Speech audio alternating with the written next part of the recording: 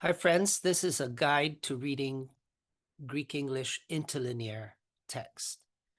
So Interlinear Studies is part of the M1 package at the seminary gate. So whether you're a student or a teacher or a stakeholder or member of public, I want to set the standard for how to read the Greek text, the Greek-English text, or the interlinear text in 3 simple steps. Step 1, start small and simple. The principle is line by line, precept by precept. Because as English students of the Bible, of the English Bible, we need to break down each word one at a time, each Greek word one at a time.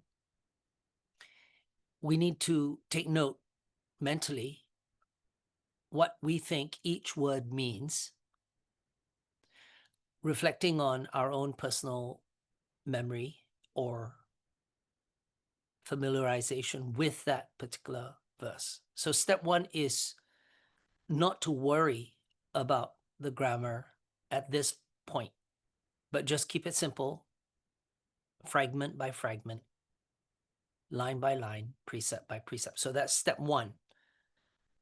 Step 2 is to connect the dots, put it all together. So connect the words that you translate from the Greek into English that sounds natural, a natural sounding phrase that makes sense. In other words, write down what you think each word means, then think about what the whole phrase is trying to say. So that's key. Focus on getting the main idea across clearly, line by line, precept by precept, connecting the dots. So that's step 2. And then step 3, and this is perhaps the most important, is to take your time. It's like typing. Remember when you learn typing, you were taught accuracy, not speed. So make sure you fully understand each part before moving on. If something doesn't make sense, pause and review. Don't fake it. Remember, you may be speaking in public, and if you don't understand, probably the people won't understand either. So you have to pause, review, understand, and then remember, it's better to go slow and understand than to rush ahead. Okay, so just like in tongues, you sing in tongues and then you sing with the understanding. So Greek is a kind of a tongue, if you like. Okay, so what I will be using is my own AI Copilot in Notion. You can use any available AI Copilot that you want to create a Greek-English lexicon. So a lexicon is just a specialized dictionary that provides detailed translations and explanations of biblical words occurring in both the Old and the New Testament. You can do this for both Old as well as New Testament. So how you do this is in your selected verse, when you Google it, you just put the word interlinear behind the target verse, and then you hit enter. So you search for, like for example, today, we're going to be looking at Mark 9, verse 7 and 8. So then what you would do on your end is to do a Google search or any search for Mark 9, 7 to 8, followed by the word interlinear. Now, if your verse happens to be in the Old Testament, you do the same thing, put the verse, followed by interlinear, but then you add the word LXX, capital L, capital X, capital X. LXX, it just means 70. If you want to know more about LXX, if you want to know about how come we can actually read the Old Testament in Greek and not in Hebrew, well, you can join me for the M1 module in our MA program in family literacy and human formation. So here we go. We're going to screen the verse from Mark 9, 7 to 8.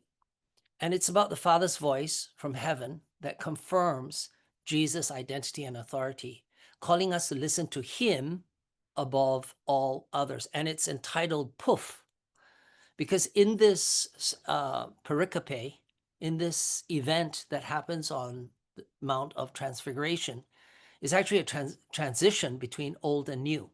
So Jesus is having a conversation in front of, he's having a conversation in front of his three inner circle, together with two saints that have died and passed on, representing the law, which is Moses, and representing the prophets, which is Elijah.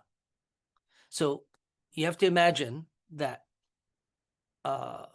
Peter, James, and John, they were eyewitness to three entities or three beings. Jesus in the form of his glorified self, as he is with the Father on the right hand of the Father, as well as the chief lawgiver of the Old Testament. Among Judaism, there's no one greater than Moses, who wrote the Deuteronomist, right? He is a didasco himself.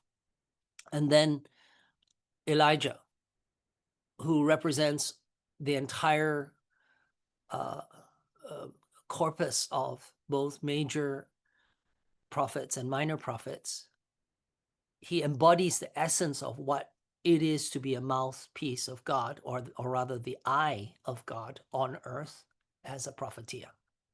And here, so you've got the didasco and the prophetia speaking to Jesus on the mountain, and then Peter getting excited, right? He's getting excited, and then he wants to build three little temples or little shelters or booths, right? Just like in tabernacle, in the tabernacle in the wilderness, right?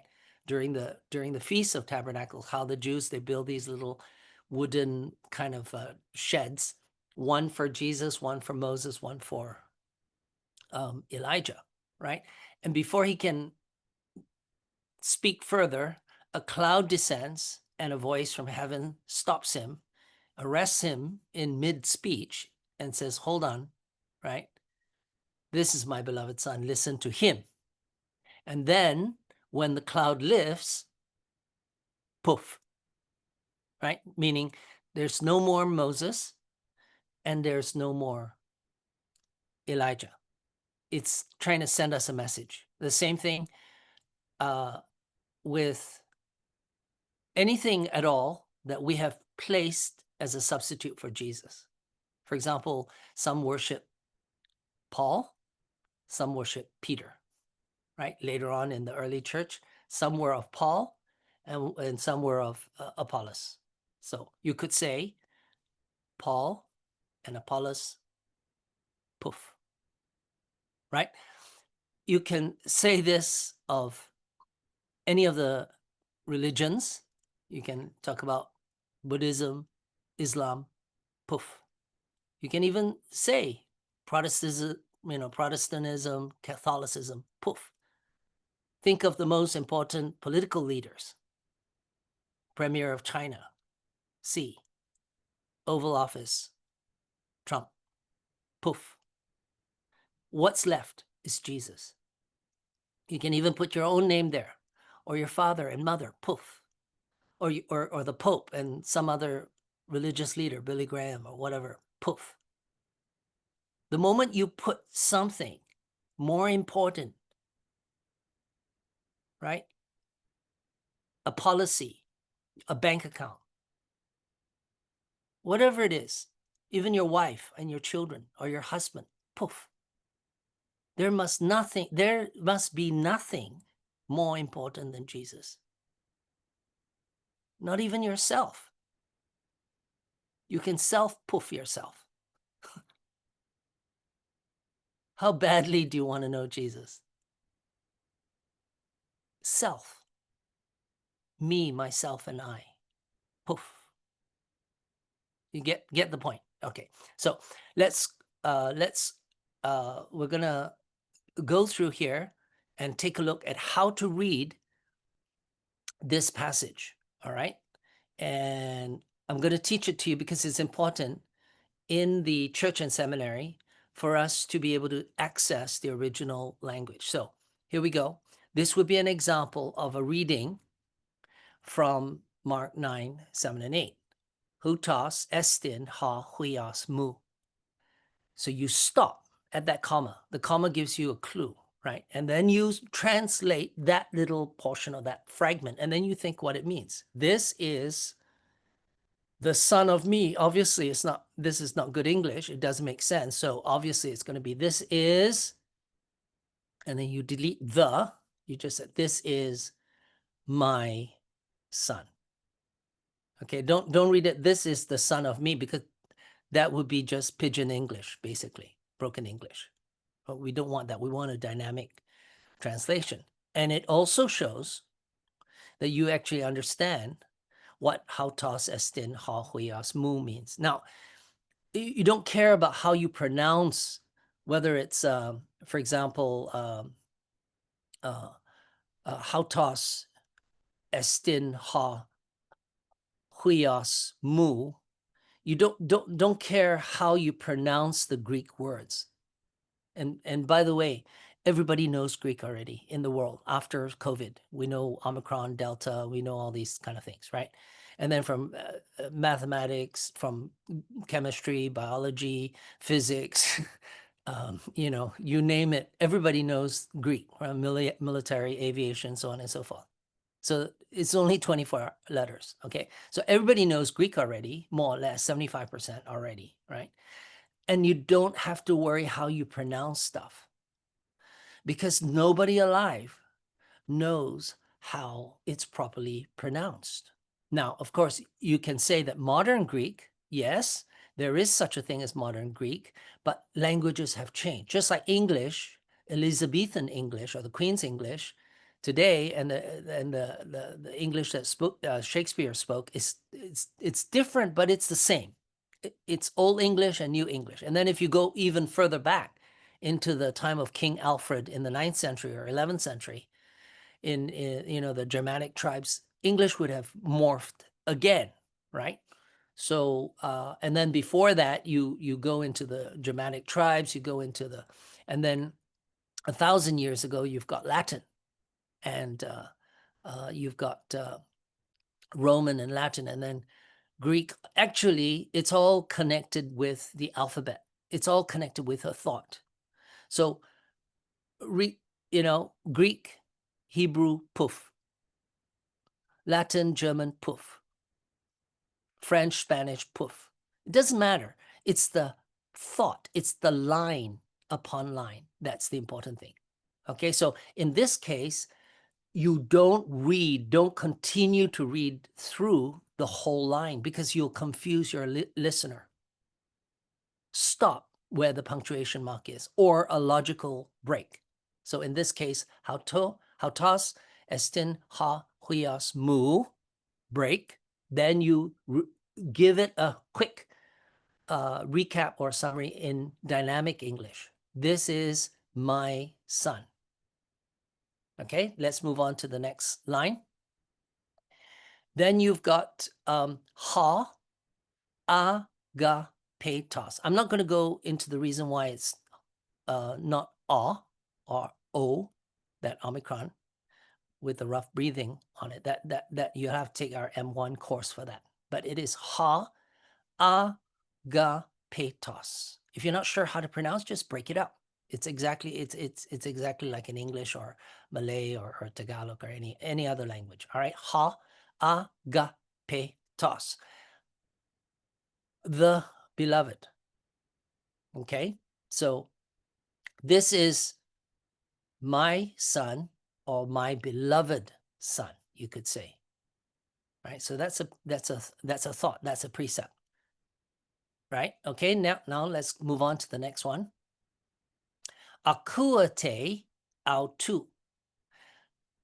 Well, literally it says, listen you to him. Well, again, that's not good English, right? So it should be listen to him, or you listen to him. In plain English, it's just listen to him.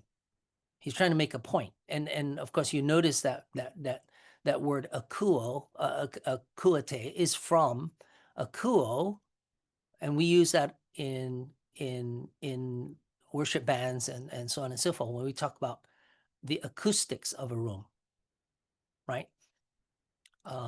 Whether the sound is dead or not, good for recording, right? Acoustics. Akuate autu. So then you stop. Don't continue. So it would be something like this. For the first line, it would be hautos estin ha huios mu, break, right? This is my son. Ha agapetos, my beloved son. So you go back and make sense of that, right? Akuate autu, listen to him. Then you pause, because the congregation is following you. You cannot rush ahead because they're trying to catch up to your thought and to the precept here. They're trying to figure it out. The human brain is immensely intelligent. So they're thinking, well, where are we going with this, right?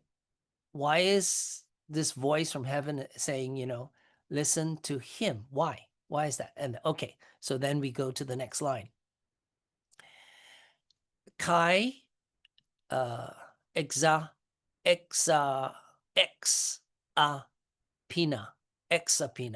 and suddenly. Okay, so there's a transition here. Something's happening. The frame is changing.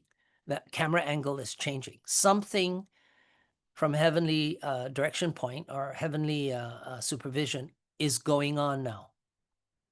It's illustrating. There's some visual that is illustrating the audio, because we're only hearing the audio, right? This is my beloved son. Listen to him.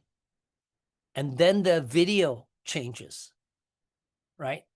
The video comes on. Something happens. So that's the reason for the comma there. Okay, kai exapina. Okay, then we go on to the next phrase or the next thing. Then peri, right? Peri blepo or blepsa menoi, right? It's from blepo, to see, simply to see around. Peri as in periphery, periscope. There are a lot of English words, peri something, all right? So, so peri blepsa menoi, right? Do the best you can with these kinds of long word endings or verb endings, having looked around. So he's not looking around, but having looked around. That is after he looks around. So something's happening. We still don't know what it is, right? We still don't know what he is seeing. We're trying to see through the eyes of the first three, the eyewitnesses on the Mount of Transfiguration. There's something going on, right? That's catching the eye, but there's also a significance, right? It's not just a transfiguration. It's not just about clothes becoming white as laundered clothes, but it's something to do with not just energy, but a transition of era or epoch. Something's happening. Somebody's passing the baton to somebody else, right? Is Moses passing something to Elijah? Is Elijah passing something to Moses? Is our attention supposed to be drawn onto Moses, who represents the law, and Elijah represents the prophets? Or is something else happening? What's going on? This is how we're to read this passage. All right. So after the comma, what happens? Ukate, udena, idon. No longer they saw no one. So it's quite of a double negative here.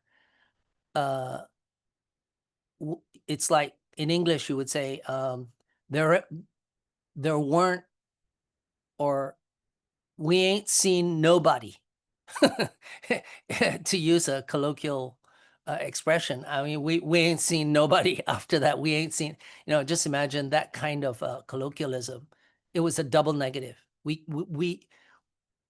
ain't seen nobody except Allah. Then the third line, Allah ton Yesun, right, from Jesus. Allah ton Yesun, except Jesus.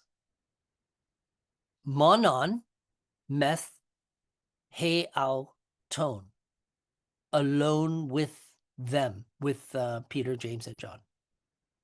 So what's happening? A voice speaks from heaven. This is my son. Listen to him. Right? This is my beloved son. Listen to him. And suddenly, so the visual is turned on. The cloud lifts because you couldn't see anything in the fog. And lo and behold, poof, Moses disappears. Poof, Elijah disappears. And instead of seeing three divine heavenly entities, they only see one left behind. So two is taken, one is left behind. And the description of that is in the third line. Allah ton Yesun monon meth heauton. Right? They ain't saw nobody except Jesus alone with them. Well, this is significant. This is the division between old and new. Of course, normally we think of Malachi 4 and 5, the last verse in Malachi, the last book of the Old Testament, as being the division point, where after that was spoken by Malachi, the prophet, there's 400 years of silence. And then Jesus comes on the scene. But then even there's a transition because John the Baptist is not yet beheaded. And then he's beheaded. And then somewhere in the timeline, they go up to the mountain and they see the greatest in that epoch, that Jewish epoch, that dispensation of the Jews, which is the didasco, Moses, and the prophetia, Elijah. And what's left after the audio is switched back on, after the cloud lifts, Moses and Elijah are muted. You can't see them anymore. In other words, our eyes are fixed on Jesus. Okay, so just to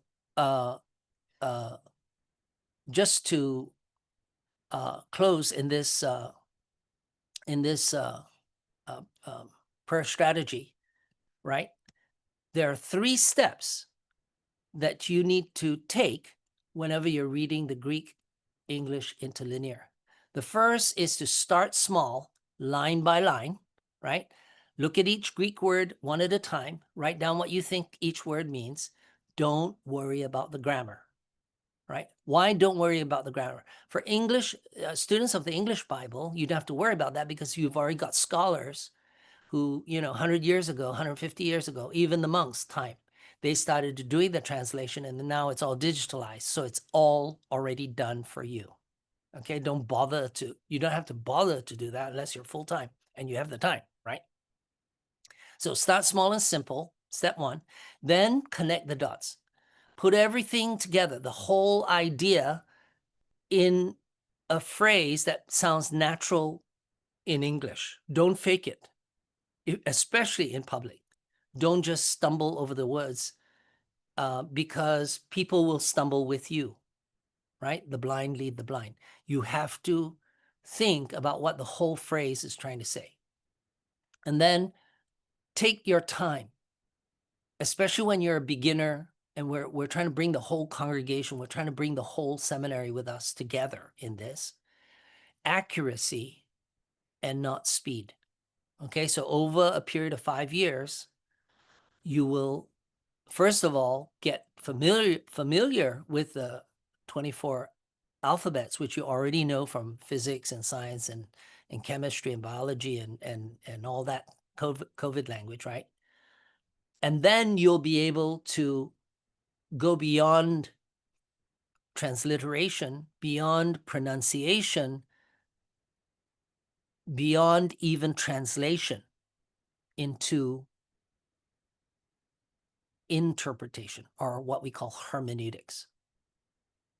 So when Jesus in the 21st century says, go into your closet of secret prayer and shut the door, you can actually make the Greek New Testament into your tamion, right? As what it says, go into your room or your closet, tamion in Greek, and shut the door. How can you shut out all distraction? Well, you've got to have something more compelling in your prayer closet so that everything else is being displaced, right? Replacement theology. So this interlinear Bible can become so compelling, so thrilling. You can actually thrive. Your faith can actually thrive when you take the effort to just use the technology available and the platforms are available in this Greek English, and create effectively your own personal lexicon, meaning like a specialized dictionary that provides detailed translations and explanations. So if you are already experimenting with AI copilots, for example, whatever copilot that you use, whatever chat GPT or whatever version you use, it doesn't matter. You can actually, you'll be so surprised that the artificial intelligence, having read all the dissertations and the thesis from Christian authors for millennia and two and more, including the Jewish authors, the corpus of Judeo-Christian civilization and thought is all inside and just waiting for you to plummet. It already knows the Hebrew and the Greek. You just have to ask it the right question, okay? And this forms the corpus of our M1 Interlinear Studies. When you add the technology, it just multiplies your intelligence, and it makes it so compelling that you want to enter into the Matthew 6:6 prayer closet, or closet tamion, the closet of secret prayer, to do more and more investigation.